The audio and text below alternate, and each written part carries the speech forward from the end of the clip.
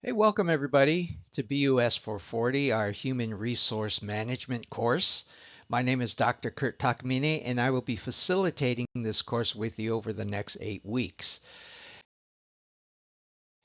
I find that human resource management is so critical to the success of any organization. And that's why this course is particularly important for you as emerging leaders, because hopefully you'll set a tone and you'll also look at best practices that you might want to incorporate when you move up the corporate ladder or your ministerial ladder or your public sector ladder. Wherever God puts you, you will be able to hire the best and brightest. And I'm reminded of what Steve Jobs said, that he was uh, relentless in hiring the most exceptional talent out there. And that was really the basis of the success that he experienced at Apple. And they still do that today. They want to make sure that they recruit, that they sustain, that they advance the careers of their employees so that those employees can contribute to changing the world. And that's what we want to look at in this particular course, how we can do the same. Before we get into the theoretical, however, let me just share a little bit about myself, and then I hope to get to know you in the discussion posts throughout the next 8 weeks. So, my folks were born in Hawaii, and my mom was born on Kauai and raised there. My dad was born and raised on Oahu. My wife also was born and raised on Hawaii until about elementary school. Then their family moved over to the mainland. I am the one exception because I was not born in Hawaii. I was born in Santa Monica, California, and lived in Mar Vista, which is adjacent to Marina del Rey and Culver City, if you know that area. So I have this bicultural kind of experience. On the one hand, when I go visit my friends, my family in Hawaii, I'm in the majority. But when I am living on the mainland, I'm in the minority. So it's this weird kind of dichotomy between the two. And we'll talk a little bit more about diversity, equity, inclusion, and belonging as we go through the course.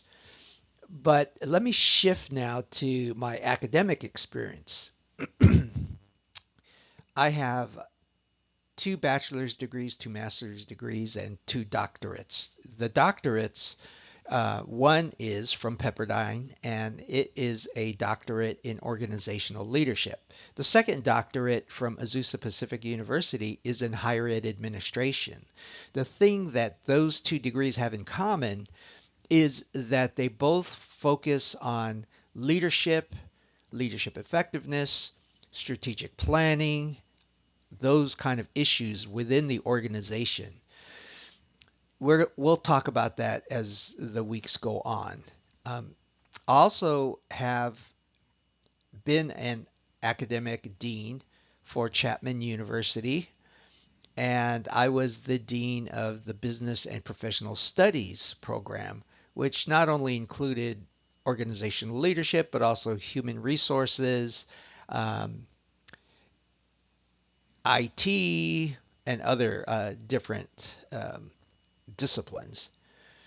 I was the chief academic officer and vice president of academic affairs for Azusa Pacific University College, which was the online and hybrid arm of the university.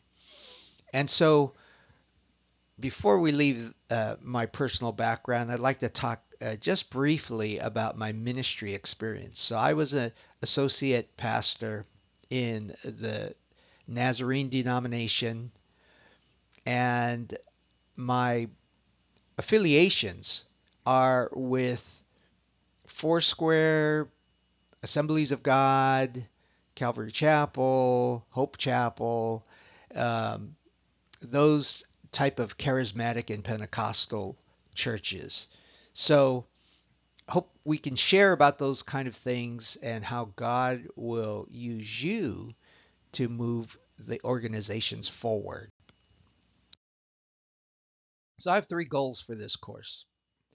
One goal is to share and to learn from one another about innovation. How do we innovate within the human resource management sector? What can we do to develop the next Apple or the next In-N-Out Burger or the next Chick-fil-A organization? We're going to learn those practices and theories in the course.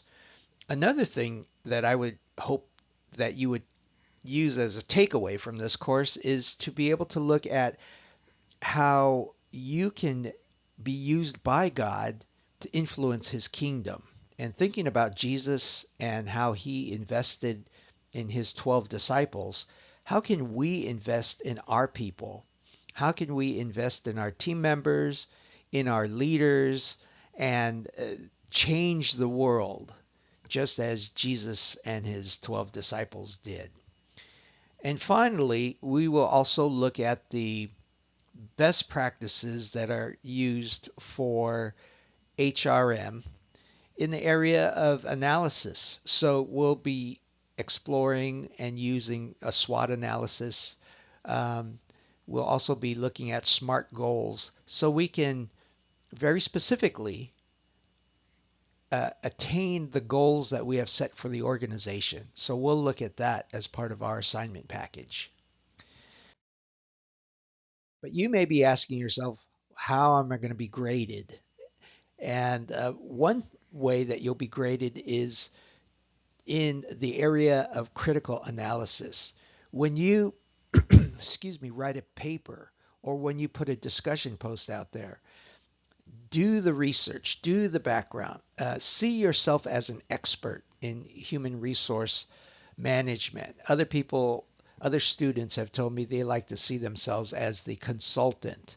So share from a high level what your conceptual framework is for HRM. Now, one of the easiest and best ways to do that is make sure that you are using the Life Pacific University Virtual Library.